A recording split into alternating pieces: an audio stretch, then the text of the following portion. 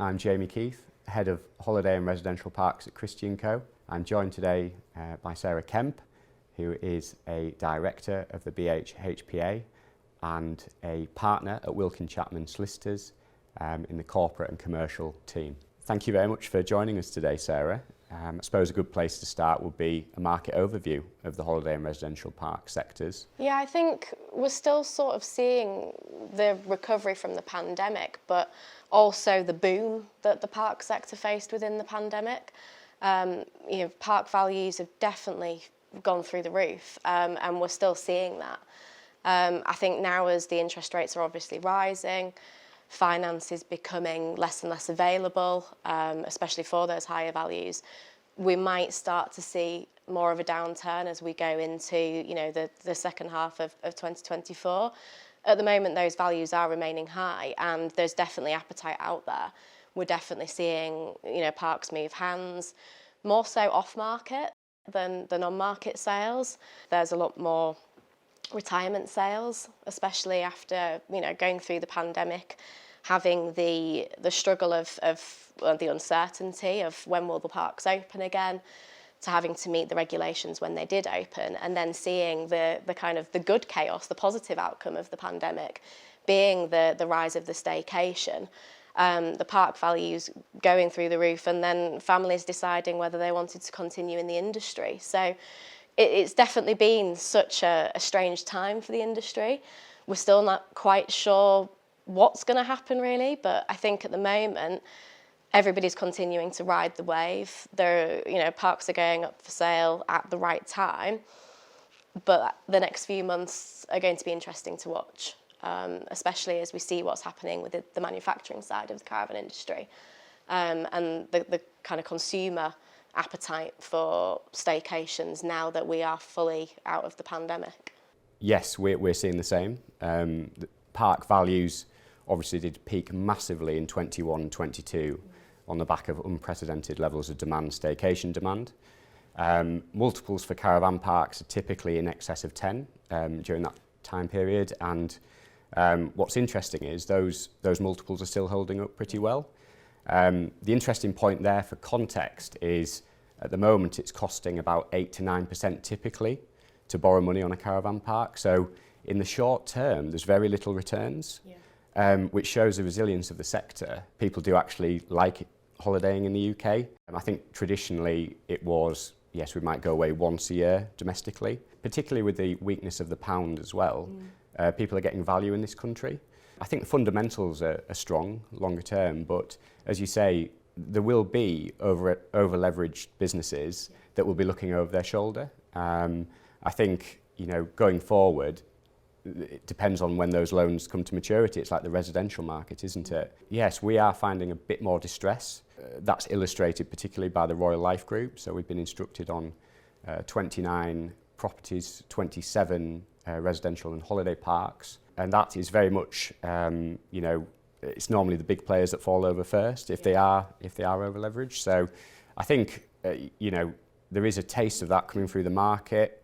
What will 2024 hold? I think there will be some people out there that perhaps bought parks on the back of 2020-21 demand, paid for those peak values.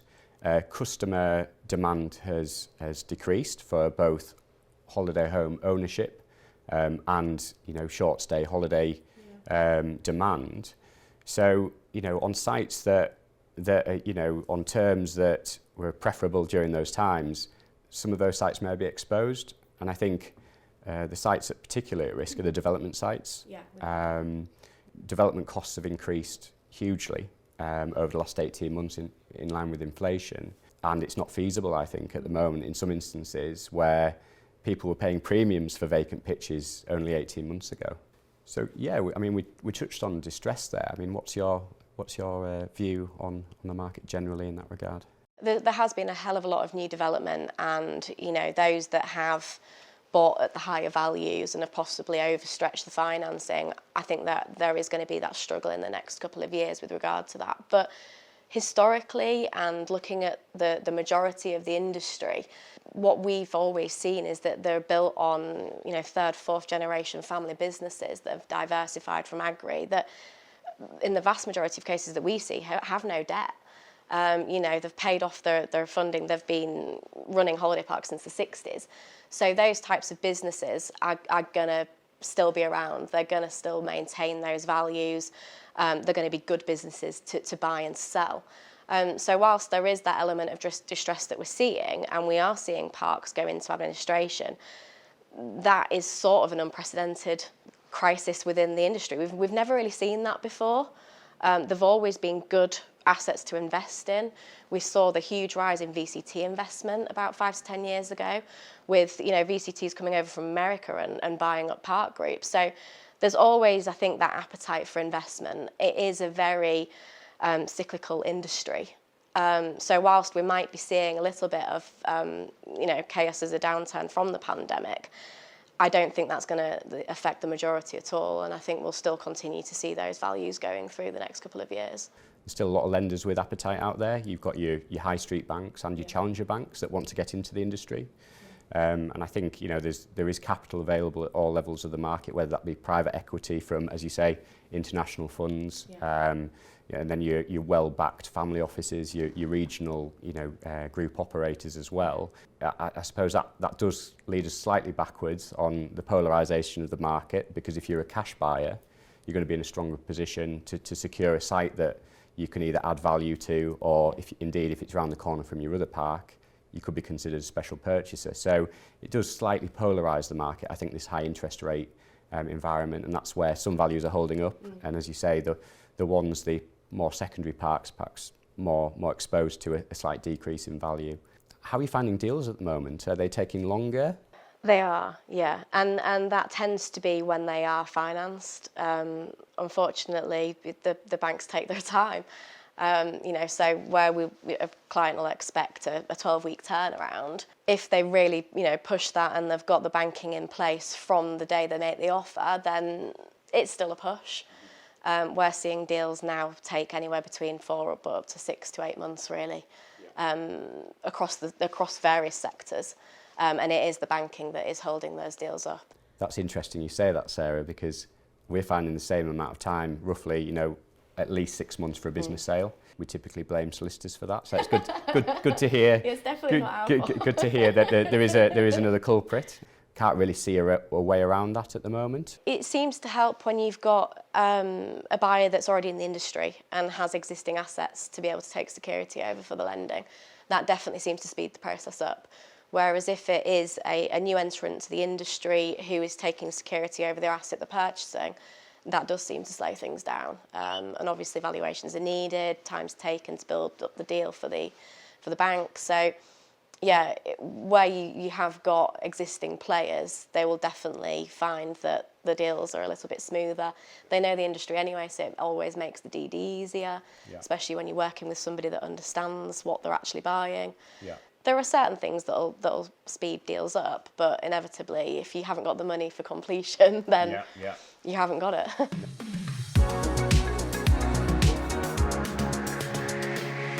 It'd be quite good to discuss what adds value to a deal and what potentially people can do to mitigate any potential price chips during the due diligence stage. I mean, from our side, we advise clients to have full transparent management accounts if they are available year to date. That's preferable. Buyers are effectively buying going concern businesses, so they'll need to know, have a view obviously on historic performance, whether that's a park operated within a group or outside. I mean, some operators will take a view and, as we all know, bid on a price per pitch basis. But I think the sector is becoming more institutionalised, and I think management information in the form of detailed profit and loss accounts are very important, and also getting all your ducks in a row in terms of planning permissions, site licenses. These things will always be checked by solicitors, so if there's any discrepancies, it's always good to try and get all that cleaned up before you go to the market.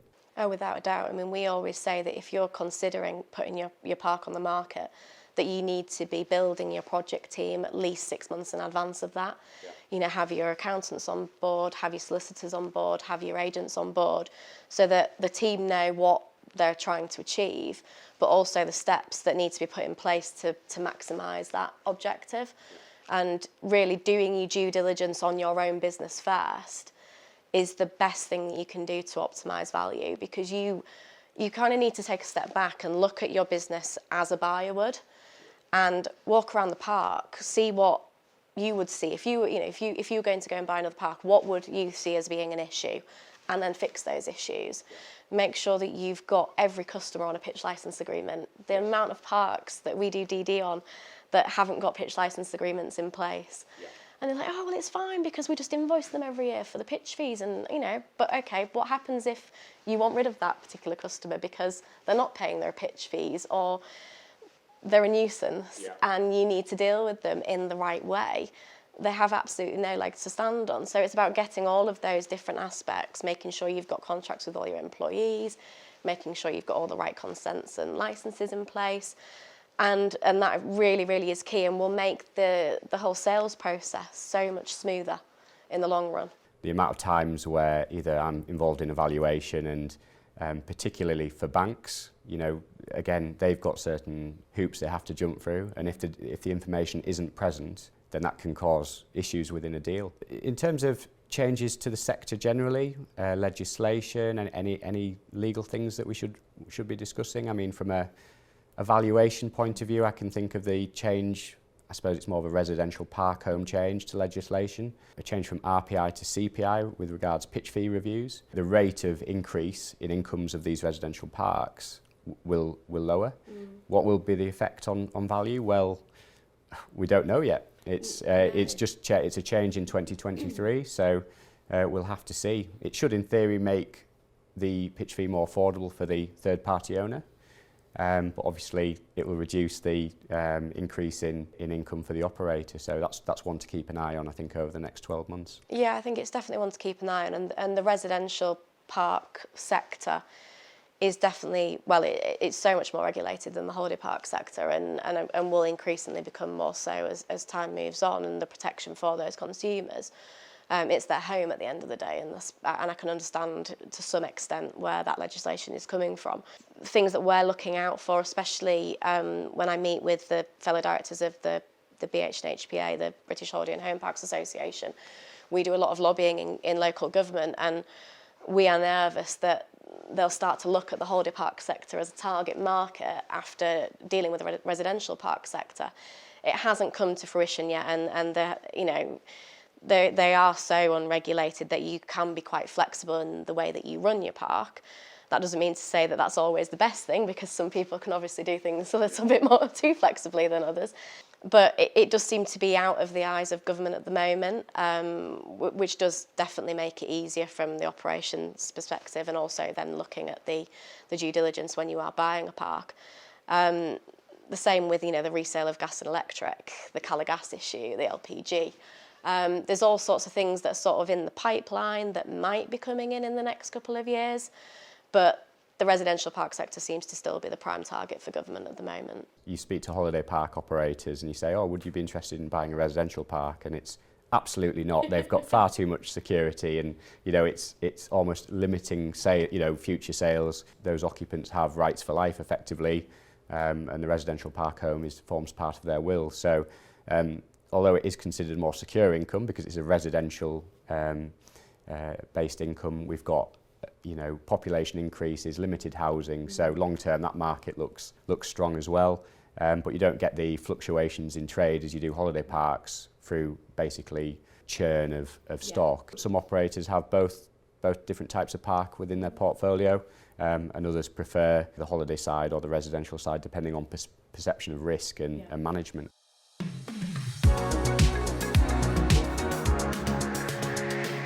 Have we noticed any shift in consumer behaviours, and how are those shaping the sector? I think definitely post-pandemic we obviously saw that boom that really was a crazy time. I don't think anybody realised how busy we were going to be as soon as the gates were open and we were allowed to go back on holiday again. And within England, and the staycation boom really did surprise everybody. Everyone has made a hell of a lot of money in the last couple of years, and that now is starting to slow down now that we can go abroad again, and there isn't the risks and there aren't the needs to have your vaccines and your tests and everything else. So I think the staycation market is slowing. The consumer appetite for actually investing in holiday homes is definitely slowing down, whether that's to do with the cost of living crisis, the increase in interest rates, quite possibly, and then obviously the ability to go to different places all over the world again. So yeah, definitely consumer focus on staycations and actually buying holiday homes has decreased this year. I was at the holiday home show in Harrogate in September last year, and the appetite there was definitely a lot lower than everybody anticipated. And I think the manufacturers are struggling after having such a good couple of years during the pandemic and possibly overproducing, that we have got that amount of stock on the market now, and there's a lot of uncertainty as to how we get over that. You know, you've got manufacturers and dealerships that have got a hell of a lot of caravans sat in their yard, you know, multi-millions pounds worth of stock. We've got manufacturers in the local area. I'm based in Beverley, just outside of Hull, and 90%, 95% of caravans are manufactured in Hull. We're seeing manufacturing lines down to 3 days a week. We're seeing redundancies being made. Pre-Christmas, we saw Tingdean go into administration. So you can see where the consumer focus on the actual holiday home sector is going. Yes. How that will have an impact on the actual value of parks, we're not seeing that at the moment. Values still remain high, but I would think in the next 12 to 18 months it will have some effect, especially for those parks that have got the empty pitches and that have got that development potential, because at the moment we're seeing those empty pitches remain empty.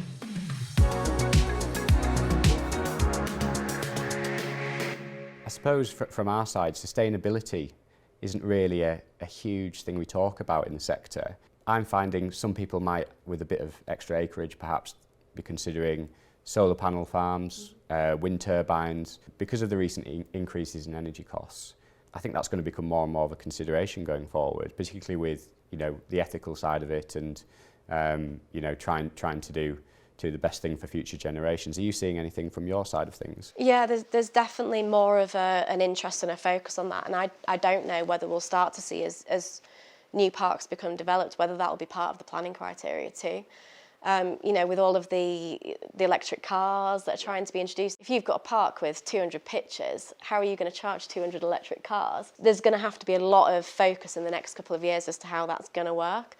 You know, I am seeing a lot of clients look at putting solar panels on roofs of statics and lodges. It makes sense, or having solar fields on the you know, the site next door, especially those that are in the rural area who have also got farming backgrounds. It's a no-brainer for them, or wind turbines. But then you also have the flip side, where there's a lot of people that want to go on holiday to an eco-friendly park, who want to stay in an eco-friendly lodge that's completely off-grid and independent with a wood fire burning hot tub. So, you know, if you kind of look at the different markets, you've got the need for those static privately owned parks, because how are we actually going to sustain the amount of electricity that's used going forward, and the reduction in the supply of LPG. Yes. But then you've also got the point of view of those parks who are, you know, based on higher fleet models, who are going through the likes of the Ho seasons, that need to have something different. They need to be Instagrammable. They need to be looking at, you know, what do the next generation want, and the next generation wants something that is eco-friendly. Yeah, eco-credentials. Exactly. Yeah. So whilst we kind of don't really talk about it too much within the sector, I think it is something that people are definitely having to focus on now. I think there's 2 points from that, really interesting points, is exactly 200 pitch, you know, considered a large caravan park.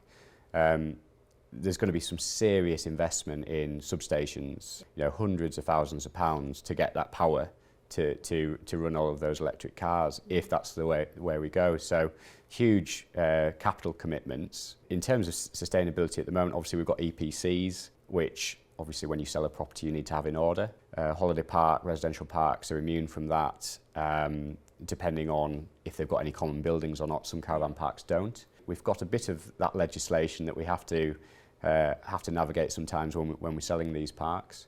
That is only going to go one way in terms of, you know, insisting on buildings being even more environmentally friendly.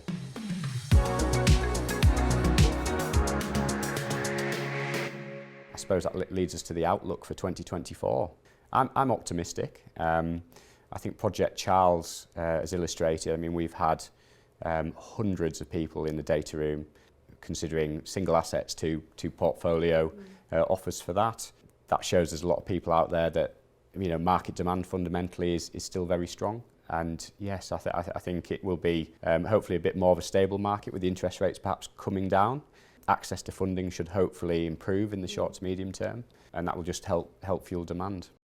I think people will be operating with a bit more caution because of the concern with the stock levels coming out of the manufacturing industry, and that's inevitably going to have an effect on part values. But I think for those that are already in the sector that are continuing to want to grow, I don't think they'll be put off by it too much. Right. Because, as I say, it is a cyclical industry. We see this time and time again. You know, every 7 to 8 years, we see manufacturers go under or struggle, make redundancies, cut down their workings. And I still think we're going to see parks for sale. I think we have got to that stage where generations are not continuing. We're going to see more and more retirement sales while the values are still high. And we're going to see the key players that we already know, you know, the small to medium to the large park groups, continuing to invest in the market. So, yeah, I think the outlook's a good one. It's positive, but I think people will be erring on the side of caution. No, that's an interesting point to finish on as well. I think when you talk about people disposing of caravan parks, it's quite an insular sector. There's a lot of off-market deals. In our experience, both from the agency and valuation side, we would never recommend that in terms of you're only speaking to one party, you're not getting full market coverage, you're not getting competitive bidding tension. So we find a lot of the time that off-market deals sometimes lead to significantly, you know, inappropriate deals being agreed. And that's only going to favour one party or the other. Because it is such a specialist market, it's always best to get specialist agents, valuers and solicitors that have experience in the sector. Oh, without a doubt. Build your project team early if you are thinking about it, yeah. Thank you very much for your contribution today.